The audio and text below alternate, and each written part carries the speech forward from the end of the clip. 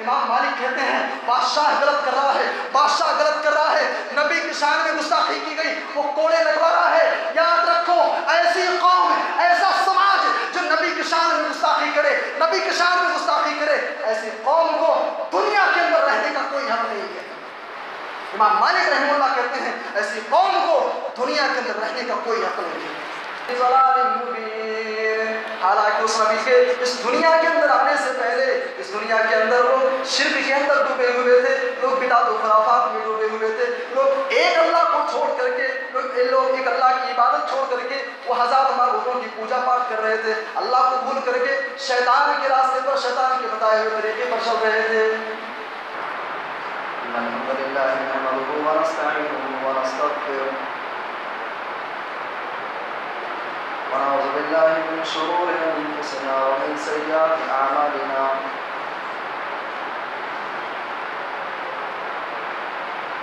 من يهده الله فلا مضل له ومن يضلل فلا هادي له وأشهد أن لا إله إلا الله وحده لا شريك له وأشهد أن محمدا عبده ورسوله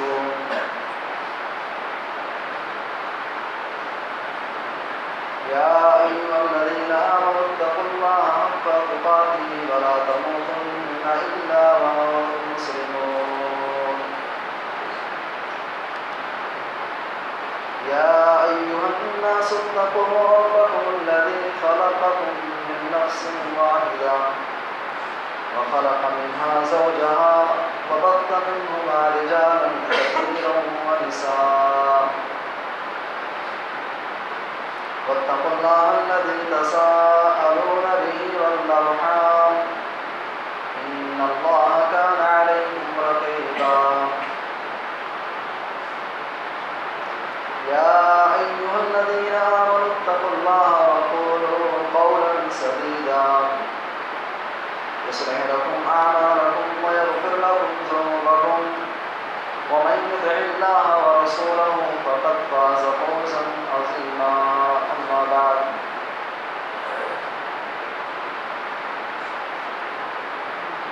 فإن خير الحديث كتاب الله وخير الهدي هدي محمد صلى الله عليه وسلم وشر الأمور محدثاتها وكل محدثة بدعة وكل بدعة ضلالة وكل ضلالة في النار فأعوذ بالله السميع العليم من الشيطان الرجيم بسم الله الرحمن الرحيم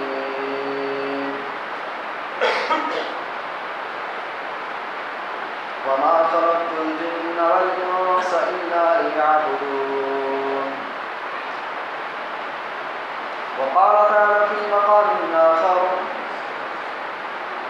لقد من الله على المؤمنين إذ بعث فيهم رسولا من أنفسهم يتلو عليهم آياته ويزكيهم ويعلمهم الكتاب والحكمة وإن كانوا من قبل لفي ضلال مبين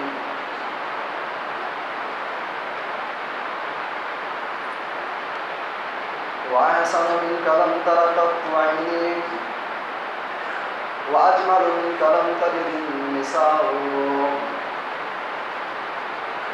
خلقت مبرأ من كل عيب كأنما قد خلقت كما تشاء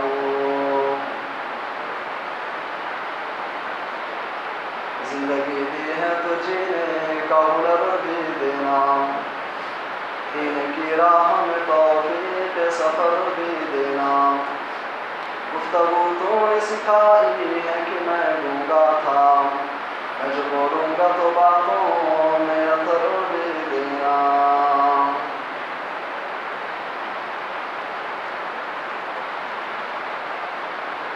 محترم حاضرین ایمان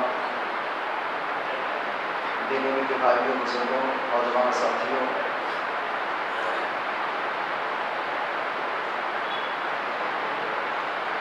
اللہ تبارک و تعالیٰ کے فضل و کرم سے ہم اور آپ جمعہ کی نماز ادا کرنے کے لیے یہاں پر حاضر ہوئے، اللہ ہم سب کی حاضری کو قبول فرمائے۔ آج کے اس خطبہ جمعہ میں جس موضوع کے حوالے سے چند باتیں آپ کے سامنے عرض کرنی ہیں، وہ عنوان ہے دا پروفٹس رائٹس آن دا امہ، امت پر نبی کریم صلی اللہ علیہ وسلم کے حقوق۔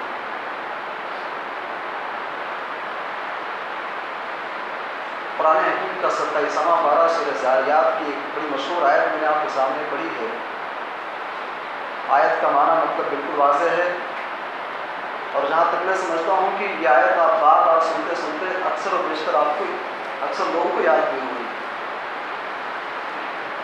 آئیے اسی آیت کریمہ کے ذریعے سے بات کی ہم شروعات کرتے ہیں کہ اللہ تبارک و تعالیٰ اس آیت کے اندر کیا پیغام دینا چاہتا ہے۔ اللہ نے فرمایا کہ ہم نے انس و جن کو صرف اور صرف اپنی عبادت کے لیے پیدا کیا ہے، وما خلقت الجن والانس الا لیعبدون۔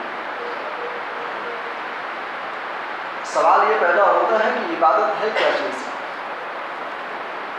عبادت کہتے کس کو ہیں؟ بھائی جب عبادت کا لفظ ہمارے یہاں بولا جاتا ہے تو ہم کیا سمجھتے ہیں؟ نماز پڑھنا، روزہ رکھنا، تلاوت قرآن کرنا، اسی کو ہم عبادت کہتے ہیں۔ لیکن عبادت کی جو ڈیفینیشن علامہ امام ابن تیمیہ رحمہ اللہ نے کی ہے، عبادت کی جو پریبھاشا، جو تعریف علامہ امام ابن تیمیہ رحمہ اللہ نے کی ہے، بڑی جامع ہے۔ کہتے ہیں العبادہ اسم جامع لکل ما یحب اللہ ویرضا۔ عبادت ہر اس کام کو، ہر اس ایکٹیویٹی کو، ہر اس عمل کو عبادت کہتے ہیں جس سے اللہ راضی ہو جائے۔ آپ اپنی اولاد کی صحیح تربیت کر رہے ہیں، یہ بھی عبادت ہے۔ اپنی بیوی کے حقوق آپ ادا کر رہے ہیں، یہ بھی عبادت ہے۔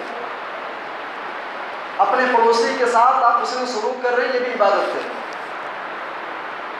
قوم کے اندر، سماج کے اندر رہتے ہوئے جو غیر مسلم بھائی ہیں، آپ کے تعلقات ان کے ساتھ اچھے ہیں، آپ ان کے ساتھ اچھا ویوہار کرتے ہیں، یہ بھی عبادت ہے۔ عبادت صرف نماز اور روزے کا نام نہیں ہے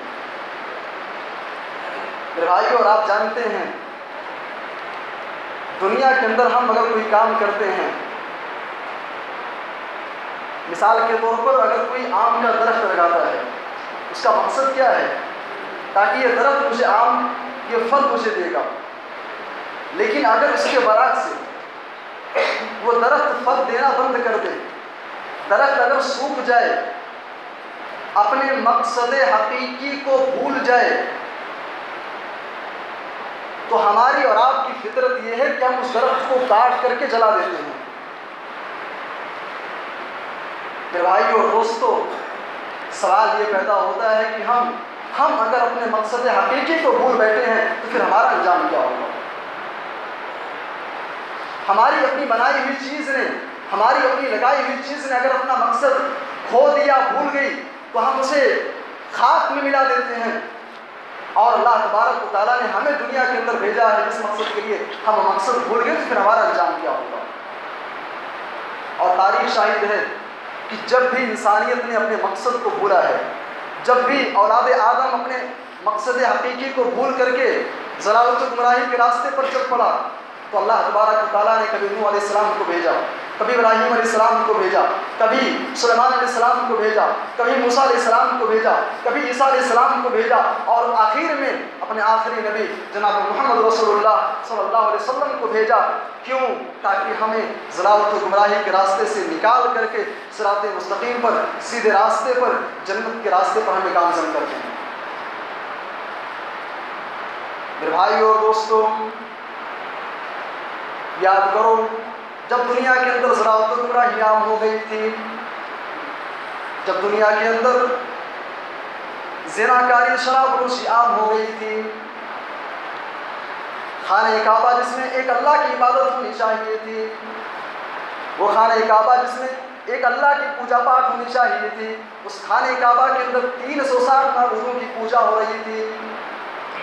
مکہ کے اندر زناکاری عام تھی، شراب لوگ پانی کے طریقے سے پیتے تھے، معصوم بچیوں کو زندہ دفن کرنا ان کی ایک आदत बन गई थी, उनका शेवा बन गया था। बड़ा छोटे को सता रहा था, ताकतवर कमजोर के ऊपर जुल्म कर रहा था। ऐसे आलम में अल्लाह तबारक व तआला ने अपने आखिरी नबी जनाब मोहम्मद रसूलुल्लाह सल्लल्लाहु अलैहि वसल्लम को दुनिया के अंदर भेजा और फरमाया, लक़द मन्नल्लाहु अलल मुमिनीना इज़ बअथ फ़ीहिम रसूलन मिन अनफुसिहिम। ऐ लोगों, हमने तुम्हारे दरमियान तुम्ही में से एक रसूल को भेजा है। लक़द मन्नल्लाहु अलल मुमिनीना इज़ बअथ फ़ीहिम रसूलन मिन अनफुसिहिम यतलू अलैहिम आयातिही। उस रसूल का काम ये है कि वो अल्लाह की आयतों को, अल्लाह के पैगाम को सुनाता है। वयुज़क्कीहिम, लोगों को गुनाहों की ज़िंदगी से निकाल करके उन्हें अल्लाह के रास्ते पर, दीन के रास्ते पर, इस्लाम के रास्ते पर, जन्नत के रास्ते पर गामज़न करता है।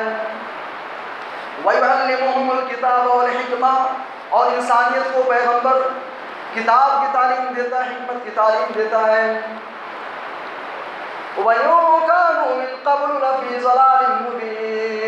हालांकि उस नबी के इस दुनिया के अंदर आने से पहले, इस दुनिया के अंदर लोग शिर्क के अंदर डूबे हुए थे, लोग बिदात व खुराफात में डूबे हुए थे, लोग एक अल्लाह को छोड़ करके, लोग एक अल्लाह की इबादत छोड़ करके वो हज़ारों माबूदों की पूजा पाठ कर रहे थे। अल्लाह को भूल करके शैतान के रास्ते पर, शैतान के बताए हुए तरीके पर चल रहे थे। फिर भाइयों और दोस्तों, हमारे नबी दुनिया के अंदर आए और जब आपको नबी बनाया गया, आप सारा वाक़या, सारा माजरा आपकी आंखों के सामने है। हमारे नबी को क्या नहीं कहा गया। ये दीन, ये इस्लाम, ये शरीयत, ये कुरान, ये हदीस, ये हम तक ऐसे नहीं पहुंच गया है, इतनी आसानी से नहीं पहुंचा है। हमारे नबी ने इसके लिए मक्का के अंदर लोगों के ताने सहे। आपको शायर कहा गया, आपको मजनू कहा गया, आपको दीवाना कहा गया। आपके रास्ते में कूड़े, तो आपके ऊपर कूड़े कचरे डाले गए, आपके रास्ते में कांटे बिछाए गए। यहाँ तक कि उक़बा इब्न मुईत ने सजदे की हालत में ऊंट की ओझड़ी ला करके आपकी गर्दन पे डाल दी थी। हमारे नबी ने बड़ी मशक्क़तें सही हैं, बड़ी परेशानियां उठाई हैं, यहाँ तक कि आपने इस दीन की खातिर, इस्लाम की खातिर, इस्लाम को हम तक पहुँचाने के लिए, हमको जहन्नम से निजात दिलाने के लिए, जन्नत के अंदर हमको दाखिल करवाने के लिए हमारे नबी ने अपने आबाई वतन को भी खैराबाद कह दिया। दुश्मनों से आपने जंगें लड़ी। फिर भाई और दोस्तों, इस्लाम इतनी आसानी से हम तक नहीं पहुँचा है। सवाल ये पैदा होता है कि जब ये दीन हमारे नबी ने हमारे लिए इतनी मशक्क़तें उठाई हैं, तो उस नबी के हमारे ऊपर क्या हुकूक आयद होते हैं, उस नबी के हमारे ऊपर क्या राइट्स हैं, उस नबी के हमारे ऊपर क्या जिम्मेदारियां आयद होती हैं। एक मुसलमान होने की हैसियत से, एक मुसलमान होने के नाते हमारे ऊपर सबसे पहली जिम्मेदारी ये बनती है, नबी करीम सल्लल्लाहु अलैहि वसल्लम का सबसे पहला हक़ ये है कि हम नबी सल्लल्लाहु अलैहि वसल्लम के ऊपर ईमान लाएं। ईमान लाएं, और ईमान भी किस तरह का होना चाहिए, ईमान भी कैसा होना चाहिए। अल्लाह तबारक व तआला ने एक कसौटी, एक फार्मूला हमें और आपको दे दिया है। मेरे नबी के दुनिया से जाने के बाद ता क़यामत अगर कोई मुसलमान दुनिया के अंदर आता है और इस बात का दावा करता है कि उसे अपने नबी से मोहब्बत है, वो नबी पर ईमान रखता है, तो ईमान भी कैसा होना चाहिए। फ़इन आमनू बिमिस्लि मा आमनतुम बिही फ़क़द इह्तदौ। ईमान ऐसे लाओ जैसे सिद्दीक़ अकबर ईमान लाए थे, ईमान ऐसे लाओ जैसे उमर फारूक ईमान लाए थे, ईमान ऐसे लाओ जैसे उस्मान ज़ुन्नूरैन ईमान लाए थे, ईमान ऐसे लाओ जैसे हज़रत अली ईमान लाए थे, ईमान ऐसे लाओ जैसे सुहैब रूमी ईमान लाए थे, ईमान ऐसे लाओ जैसे मुसाब इब्न उमैर ईमान लाए थे। और जानते हो मुसाब इब्न उमैर कैसे ईमान लाए थे, ये सहाबा कैसे ईमान लाए। मुसाब इब्न उमैर मक्का के अंदर बड़ी नाज़ो नेमत की ज़िंदगी गुजार रहे थे। मक्का की गलियों से जब उनका गुजर होता था, वैसी इतर और ऐसा परफ्यूम इस्तेमाल करते थे कि मक्के की गलियां उनके चलने की आहट की और उनकी खबरें बताती थी कि इस रास्ते से मुसाब इब्न उमैर गुजरे हैं। लेकिन जानते हो जब इस्लाम लाते हैं मक्का से हिजरत करके अल्लाह के नबी के पास पहुँचे। इस्लाम लाने के बाद उन्होंने हबशा की तरफ हिजरत किया। इस्लाम लाने के बाद उन्होंने मदीना का रुख किया। फटे पुराने कपड़े हैं, पेट पर पत्थर बांध रहे हैं, ऐसे ईमान लाए थे हमारे नबी के सहाबा। ईमान कैसे लाए थे, बिलाल हबशी से सीख लो। नबी पर ईमान कैसे लाना है, अम्मार से सीख लो। नबी पर ईमान कैसे लाना है, नबी पर ईमान कैसे लाना है। सुमैया रज़ी अल्लाह ताला अन्हा से सीख लो, जिन्होंने ईमान लाने के बाद शर्मनाक तरीके से शहीद हो जाना गवारा कर लिया। मेरे भाई और दोस्तों, हमारे नबी का सबसे पहला हक ये है कि हम नबी सल्लल्लाहु अलैहि वसल्लम के ऊपर ईमान लाएं, और नबी करीम सल्लल्लाहु अलैहि वसल्लम का दूसरा हक ये है कि हम नबी सल्लल्लाहु अलैहि वसल्लम से मोहब्बत करें। और मोहब्बत कैसे होनी चाहिए? सूरह आल इमरान के अंदर अल्लाह तबारक व तआला ने नबी से मोहब्बत की एक कसौटी अल्लाह ने दे दी है।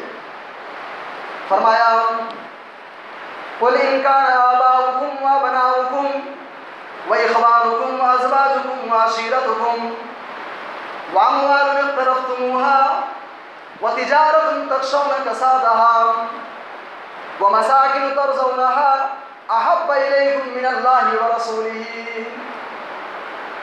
ऐ नबी सल्लल्लाहु अलैहि वसल्लम, आप दुनिया वालों को पैगाम सुना दीजिए कि ऐ लोगों, अगर तुम रसूल से ज़्यादा अपने बाप से मोहब्बत करते हो, रसूल से ज़्यादा अपनी बीवियों से मोहब्बत करते हो, रसूल से ज़्यादा अपने भाई से मोहब्बत करते हो, रसूल से ज़्यादा अपने बेटों से मोहब्बत करते हो, रसूल से ज़्यादा अपने माल से मोहब्बत करते हो, व तिजारतुन तख़शौना कसादहा, और उस तिजारत से, उस बिज़नेस से तुम अल्लाह से ज़्यादा, अल्लाह और उसके रसूल से ज़्यादा मोहब्बत करते हो। अमवालुन इक़्तरफ़्तुमूहा व तिजारतुन तख़शौना कसादहा। अल्लाह तबारक व तआला ने फरमाया कि लोगों, फतरब्बसू हत्ता याती अल्लाहु बिअमरी, अगर तुम रसूल से ज़्यादा अपने बाप से, अपनी माँ से, अपनी बीवी से, अपने बच्चों से मोहब्बत करते हो, फतरब्बसू हत्ता याती अल्लाहु बिअमरी, ऐसे आलम में तुम अल्लाह के अज़ाब का इंतज़ार करो। मेरे भाई और दोस्तों, मालूम ये हुआ कि रसूल की मोहब्बत तमाम मोहब्बतों के ऊपर हमें तरजीह देनी होगी। बाप से भी ज़्यादा, माँ से भी ज़्यादा, बीवी से भी ज़्यादा, दुनिया माफिया, तमाम चीज़ों से हमें अल्लाह के नबी की मोहब्बत को हमें तरजीह देना होगा। इसीलिए सही बुखारी की रिवायत है, उमर इब्न ख़त्ताब रज़ियल्लाहु ताला अन्हु एक मरतबा अल्लाह के नबी का हाथ पकड़े हुए हैं। कहते हैं, अल्लाह के नबी, ला अंता अहब्बु इलैया मिन कुल्लि शै इल्ला मिन नफ्सी। ऐ नबी सल्लल्लाहु अलैहि वसल्लम, आप मेरे नज़दीक मेरी जान से, जान को छोड़ करके आप हर चीज़ से ज़्यादा महबूब हैं सिवाय मेरी जान के। अल्लाह के नबी कहते हैं, फ़क़ाल नबी सल्लल्लाहु अलैहि वसल्लम, ला वल्लज़ी नफ़्सी बियदी हत्ता अकूना अहब्ब इलैका मिन नफ़्सिक। ऐ उमर, सुन लो, तुम ईमान वाले नहीं हो सकते, तुम कामिल मोमिन नहीं हो सकते, तुम ईमान के बाब में परफेक्ट नहीं हो सकते जब तक मैं तुम्हारी जान से भी ज़्यादा तुमसे महबूब ना हो जाऊँ। मेरे भाई और दोस्तों, इसीलिए इमाम सुफियान सौरी रहमतुल्लाह कहा करते थे, मा रायतुन नासा अहदन युहिब्बु अहदा कहुब्बि असहाबि मुहम्मदिन मुहम्मदा। ऐ लोगों, पूरी इंसानियत की तारीख का मैंने मुताला कर डाला, पूरी इंसानियत की तारीख मैंने पढ़ ली, लेकिन दुनिया के अंदर मैंने किसी को ऐसा नहीं देखा जितना नबी के सहाबा नबी से मोहब्बत करते थे। ऐसा मैंने किसी को नहीं पाया कि किसी के सहाब या कोई शख्स अपने चाहने वाले को इस कदर चाहता हो। मेरे भाई और दोस्तों, तो नबी सल्लल्लाहु अलैहि वसल्लम का दूसरा हक ये है कि हम नबी सल्लल्लाहु अलैहि वसल्लम से मोहब्बत करें। और मोहब्बत, मेरे भाई और दोस्तों, याद करो, सन 6 हिजरी का वाक़या है। अल्लाह के नबी सहाबे किराम के साथ आप उम्रा की नियत से निकले हैं। हुदैबिया के मकाम पे आपको रोक दिया गया। मक्का के लोग बारी बारी सुलह के लिए एक एक को भेज रहे हैं कि मुसलमानों के दरमियान और कुफार के दरमियान सुलह मुसालिहत हो जाए। उस दौरान उर्वा इब्न मसूद रज़ियल्लाहु ताला अन्हु जब इस्लाम कबूल नहीं किए थे, अल्लाह के नबी के पास आते हैं, सहाबा किराम के साथ सहाबा किराम के पास आए और उसके बाद मक्का जाते हैं। और मक्का जाकर के कहते हैं कि लोगों, मैंने किसरा को देखा है, मैंने रोम के बादशाह को देखा है, मैंने कैसर को देखा है, नजाशी के बाद दरबार को देखा है, लेकिन जिस तरीके से सहाबे किराम नबी सल्लल्लाहु अलैहि वसल्लम से मोहब्बत करते हैं, ऐसी मिसाल मैंने कहीं नहीं देखी है कि किसी के चाहने वाले इस पर चाहते हैं। अल्लाह के नबी के मुँह से बलगम निकलता है तो सहाबा अपने हाथ पे लेकर के अपने जिस्म और चेहरे पर मलते हैं। अल्लाह के नबी के बचे हुए वज़ू के पानी को लेने के लिए सहाबा आपस में टूट पड़ते हैं। मेरे भाई और दोस्तों, तो नबी करीम सल्लल्लाहु अलैहि वसल्लम का दूसरा हक ये है कि हम नबी सल्लल्लाहु अलैहि वसल्लम से मोहब्बत करें अपनी जान से, और दुनिया माफिया तमाम चीज़ों से अल्लाह के नबी से हम ज़्यादा मोहब्बत करें। दो चीज़ें होंगी, تیسری چیز نبی کریم صلی اللہ علیہ وسلم کا تیسرا حق یہ ہے کہ ہم نبی کریم صلی اللہ علیہ وسلم کی پیروی کریں، آپ کی اتباع کریں۔ قرآن حکیم نے ہمیں اور آپ کو ایک اصول کی بات بتلا دی ہے، اے مسلمانوں اگر تم لا الہ الا اللہ کے پڑھنے والے ہو، تم مسلمان ہو، لقد کان لکم فی رسول اللہ اسوۃ حسنہ، یہ آیت کریمہ، یہ اصول، یہ ضابطہ اپنی زندگی کے اندر نافذ کرو۔ لقد کان لکم فی رسول اللہ اسوۃ حسنہ، تمہارے نبی کی زندگی تمہارے لیے آئیڈیل ہے۔ اور یاد رکھیں ہمارے نبی کی زندگی صرف مسجد کے اندر آئیڈیل نہیں ہے، ہم جب مسجد کے اندر آئیں تو ہمارے نبی ہمارے لیے آئیڈیل ہے، ایسا نہیں ہے۔ زندگی کا کوئی ایسا شعبہ، زندگی کا کوئی ایسا پارٹ، زندگی کی کوئی ایسی راہ اللہ کے نبی صلی اللہ علیہ وسلم نے ہر قدم پر ہماری رہنمائی کی ہے۔ اللہ کے نبی کی زندگی کا ایک ایک لمحہ، ایک ایک حصہ ہمارے اور آپ کے لیے اسوہ ہے، آئیڈیل ہے، نمونہ ہے۔ تجارت کیسے کرنی ہے، اللہ کے نبی کی سیرت کا مطالعہ کر لو۔ شادی بیاہ کیسے کرنے ہیں، نبی کی سیرت کا مطالعہ کر لو۔ قوم کے اندر، سماج کے اندر کیسے زندگی گزارنا ہے، ہمارے نبی کی سیرت کا مطالعہ کر لو۔ اگر آپ باپ ہیں تو ایک باپ کو کیسے رہنا ہے، اگر آپ بیٹے ہیں تو بیٹے کو گھر کے اندر کیسے رہنا ہے، ہمارے نبی کی سیرت کا مطالعہ کر لو۔ لیکن افسوس کی بات یہ ہے کہ آج ہمارے پاس، آج مسلمان ہونے کے ناطے آج ہمارے پاس عصری علوم ہے، ہم انگلش ماشاء اللہ جانتے ہیں، سائنس بھی ہم نے پڑھی ہے، میتھ بھی ہم کو آتی ہے، لیکن افسوس کی بات یہ ہے کہ آج اپنے نبی کی سیرت ہم کو نہیں معلوم ہے، اپنی نبی کی سیرت ہم کو معلوم نہیں ہے۔ میرے بھائی اور دوستو، ہمارے نوجوان ساتھی، مسلم نوجوانوں کا آپ جائزہ لے لیں۔ آج ہمارا نوجوان، آج اس سے پوچھئے کہ اس کے لیے آئیڈیل کون ہے۔ ہمارا نوجوان فلمی ایکٹروں کو فالو کرتا ہے، ہمارا نوجوان فلم دنیا کے ناچنے گانے والوں کو فالو کرتا ہے، ہمارا نوجوان کرکٹر کو فالو کرتا ہے، ہمارا نوجوان فٹ بالر کو فالو کرتا ہے۔ فلاں ایکٹر نے بال ایسے کٹوایا ہے، میں بھی ایسے کٹواؤں گا۔ فلاں فٹ بالر نے اس کا پہناوا ایسا ہے، میں بھی ایسے پہنوں گا۔ فلاں ایکٹر نے فلاں چشمہ لگایا ہے، میں بھی چشمہ لگاؤں گا۔ آج ہمارے نوجوانوں کا حال یہ ہے، ہمارا نوجوان کپڑا ناچنے والوں کو دیکھ کر کے پہنتا ہے، گانے والوں کو، کرکٹر کو، فٹ بالر کو دیکھ کر کے ہمارا نوجوان اپنا لائف اسٹائل چینج کر رہا ہے۔ میرے بھائی اور دوستو، دنیا کی تاریخ میں نبی کریم صلی اللہ علیہ وسلم سے بڑھ کر کے کوئی ہستی نہ گزری ہے نہ گزرے گی۔ اور اس کی یہ بات ہم مسلمان ہونے کے ناطے ہم کہتے ہیں، لیکن اس بات کی تصدیق، اس بات کی شہادت کہتے ہیں، عربی کا ایک مقولہ ہے، الفضل ما شہدت بہ العادہ، فضیلت تو یہ ہے جس کی گواہی دشمن بھی دے۔ میرے بھائی اور دوستو، تو ہمارے اوپر تیسری ذمہ داری یہ بنتی ہے، نبی کا تیسرا حق یہ ہے کہ ہم نبی صلی اللہ علیہ وسلم کی زندگی کو فالو کریں، ان کی اتباع کریں، ان کی پیروی کریں۔ نبی صلی اللہ علیہ وسلم کا ہمارے اوپر چوتھا حق یہ ہے کہ ہم نبی صلی اللہ علیہ وسلم کی تعظیم کریں، آپ کا نام ادب سے لیں، جب آپ کا نام آئے تو درود و سلام پڑھیں۔ اللہ کے نبی کا نام بہت زیادہ ایسے الفاظ کے ساتھ استعمال نہ کریں جو نبی کی شان کے خلاف ہے، اور ساتھ ہی ساتھ یہ ذمہ داری بھی ہمارے اوپر عائد ہوتی ہے کہ ہم نبی صلی اللہ علیہ وسلم کا ڈیفینس کریں، نبی صلی اللہ علیہ وسلم کی جانب سے ہم دفاع کریں۔ اگر نبی کی شان میں کوئی گستاخی کرتا ہے، اگر نبی کی عزت پر، نبی کے کیریکٹر پر کوئی انگلی اٹھاتا ہے، تو ایسے انسان کا ہم منہ توڑ جواب دیں۔ یہ بھی ہمارے اوپر ایک ذمہ داری عائد ہوتی ہے، یہ بھی ہمارا ایک حق ہے۔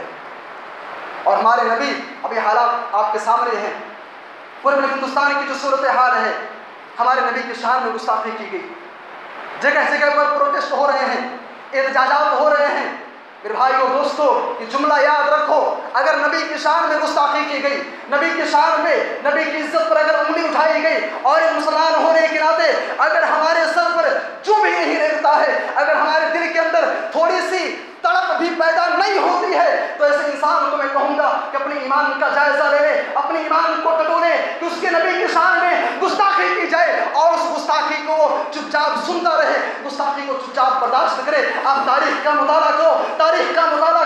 امام مالک رحمہ اللہ سے کسی کہنے والے نے کہا کہ امام صاحب، فلاں علاقے کے لوگ فلاں حکومت میں نبی کی شان میں گستاخی ہو رہی ہے، نبی کی عزت پر کیچڑ اچھالے جا رہے ہیں، آپ کا کیا کہنا ہے؟ وہاں کا بادشاہ کوڑے لگواتا ہے، ان کو سزا دیتا ہے، ان کے اوپر چابک سے وار کرتا ہے، ان کو سزائیں دے رہا ہے۔ امام مالک کہتے ہیں بادشاہ غلط کر رہا ہے، نبی کی شان میں گستاخی کی گئی، وہ کوڑے لگوا رہا ہے۔ یاد رکھو، ایسی قوم، ایسا سماج جو نبی کی شان میں گستاخی کرے، نبی کی شان میں گستاخی کرے، ایسی قوم کو دنیا کے اندر رہنے کا کوئی حق نہیں ہے۔ امام مالک رحمہ اللہ کہتے ہیں ایسی قوم کو دنیا کے اندر رہنے کا کوئی حق نہیں ہے۔ ہمارے نبی کی شان میں گستاخی، ارے ہمارے نبی تو وہ ہیں، کفار مکہ اللہ کے نبی سے کتنی دشمنی رکھتے تھے، آپ کو جان سے مارنے کی پلاننگ بھی کی گئی۔ ایسے کون سے مظالم ہیں، ایسے کون سی ظلم و ستم کی قسمیں ہو سکتی ہیں جو ہمارے نبی کے اوپر نہیں ڈھائی گئی؟ لیکن جب کیریکٹر کی بات آتی، جب اخلاق کی بات آتی، تو کفار مکہ بھی کہتے محمد جیسا اخلاق دنیا کے اندر کسی کا ہم نے نہیں دیکھا، محمد جیسا اخلاق، محمد جیسی امانت داری، جو امانت داری ان کے اندر ہے، جو صدق و وفا ان کے اندر ہے، ایسی وفا، ایسی امانت داری، ایسا کیریکٹر ہم نے دنیا کے اندر نہیں دیکھا ہے۔ یہ کفار مکہ جو آپ کے جانب دشمن تھے وہ بھی اس بات کا اعتراف کرتے تھے۔ میرے بھائی اور دوستو، اگر ہمارے نبی کی شان میں گستاخی ہو تو ایک مسلمان ہونے کے ناطے ہمارا کیا رویہ ہونا چاہیے، ہم اس کا دفاع کیسے کریں؟ صحابہ کرام کی زندگی کا مطالعہ کر لیں۔ خباب بن ارد، کفار مکہ ان کو سولی پر لٹکائے ہوئے ہیں، رسی کھینچنے والے ہیں، کہتے ہیں خباب اپنی زبان سے بس اتنا کہہ دو کہ کاش میری جگہ پر محمد صلی اللہ علیہ وسلم ہوتے۔ خباب بن ارد کہتے ہیں تم سولی پر ہونے کی بات کرتے ہو، تم سولی پر چڑھائے جانے کی بات کرتے ہو، ارے مجھے تو اتنا بھی گوارا نہیں ہے کہ میرے نبی کے پاؤں میں ایک معمولی سا کانٹا بھی چبھے۔ نبی کا دفاع کیسے کرنا ہے، نبی سے عقیدت کیسے ہونی چاہیے؟ منافقوں کے سردار ابی بن سلول کو دیکھ لو، ابی بن سلول نے نبی کی شان میں گستاخی کی۔ ابی بن سلول کا بیٹا عبداللہ جو صحابی ہیں، ایمان لے آئے تھے، اللہ کے نبی کے پاس آتے ہیں، کہتے ہیں اللہ کے نبی میرے باپ نے آپ کی شان میں گستاخی کی ہے، اے اللہ کے نبی میں آپ کے پاس اس لیے آیا ہوں تاکہ آپ مجھے اجازت دے دیں، تاکہ آپ مجھے پرمیشن دے دیں، اے اللہ کے رسول آپ مجھے بس اشارہ کر دیں، میں اپنے باپ کی گردن اڑانے کو تیار ہوں۔ میرے بھائی اور دوستو، ایک مسلمان ہونے کے ناطے اگر نبی کی شان میں گستاخی ہو، نبی کی شان میں گستاخی ہو تو ہمیں چاہیے کہ ہم اپنی زبان کے ذریعے، عمل کے ذریعے ہر اعتبار سے ہم جیسا بھی حد کے دائرے میں رہ کر کے ہم ڈیفنس جیسا بھی کر سکتے ہیں، ہمیں چاہیے کہ ہم اس کا دفاع کریں۔ میرے بھائی اور دوستو، یہ نبی کریم صلی اللہ علیہ وسلم کے چند حقوق تھے، اور حالات حاضرہ کے تعلق سے میرے بھائی اور دوستو ایک آخری بات بیان کر کے بات ختم کرتا ہوں۔ یہ جو الزام اللہ کے نبی کے اوپر لگایا گیا ہے، آپ یہ جہالت کی بنیاد پر، وگرنہ اگر آپ سیرت کا مطالعہ کریں، سیرت کا مطالعہ اگر آپ کریں، اللہ کے نبی صلی اللہ علیہ وسلم کے اوپر الزام کیا لگایا گیا ہے؟ آپ نے 9 سال کی چھوٹی سی بچی، نعوذ باللہ اتنا بڑا الزام کہ آپ نے 9 سال کی چھوٹی بچی سے آپ نے شادی کی۔ میرے بھائی اور دوستو، میں ایسے لوگوں سے پوچھنا چاہتا ہوں، اگر حقیقتاً فی الواقع اگر یہ غلط ہوتا تو کفار مکہ کو ہمیشہ، کفار مکہ، یہود و نصارہ، منافقین، وہ تو ہمیشہ اسی طاق میں رہتے تھے کہ مسلمانوں کی جانب سے، نبی صلی اللہ علیہ وسلم کی جانب سے کوئی ایسا نقطہ مل جائے کہ جس کو لے کر کے ہم مسلمانوں کو بدنام کریں۔ اگر واقعی ایسا کچھ معاملہ ہوتا، اگر یہ حقیقتاً غلط ہوتا تو آخر کفار مکہ نے، یہودیوں نے، نصرانیوں نے، منافقوں نے آخر اس کا رد عمل میں انہوں نے کچھ کہا کیوں نہیں؟ یہ عقلی بات بتا رہا ہوں آپ کو۔ اور جہاں تک اماں عائشہ رضی اللہ عنہا کی نکاح کی بات ہے، میرے بھائی اور دوستو، آج صبح میں ایک حنفی عالم دین ہے، بڑا پیارا جواب انہوں نے دیا کہ چاہتا کہ وہ جواب آپ تک نقل کر دوں۔ کہتے ہیں کہ ایک چھوٹا سا بچہ ہوتا ہے، انہوں نے بھی عقلی جواب دیا ہے، کہتے ہیں چھوٹا سا بچہ ہوتا ہے، اس کو آپ اسکول میں کب داخل کرتے ہیں؟ 4 سے 5 سال میں، لیکن ایک بچہ جب 8 سال کا ہوتا ہے، 9 سال کا ہوتا ہے تو کانسیپٹ کو سمجھنے لگتا ہے، باتوں کو سمجھنے لگتا ہے، چیزوں کو یاد رکھنے لگتا ہے۔ دراصل اللہ تبارک و تعالیٰ نے اماں عائشہ رضی اللہ عنہا کی جو شادی نبی کریم صلی اللہ علیہ وسلم سے کروائی، اس کا مقصد یہ تھا تاکہ دین کی جو باطنی امور ہیں، جو باطنی مسائل ہیں، جو باطنی احکام ہیں، ان باطنی احکام و مسائل کو اماں عائشہ رضی اللہ عنہا کے ذریعے سے امت کو تعلیم دے دی جائے۔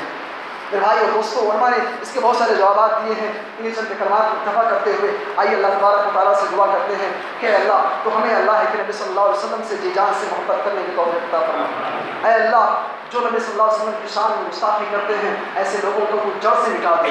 اے اللہ اگر نبی کی شان میں گستاخی کی جائے تو ہمیں چاہیے کہ ہم اس کا پرچم کر کے ڈیفینس کریں اور ایسی باطل طاقتوں کا ہم سامنا کریں۔ اے اللہ جب تک زندہ رکھ اسلام پر، خاتمہ ہوتے ایمان بالخیر پر، آمین تقبل یا رب العالمین، وآخر دعوانا الحمد للہ رب العالمین۔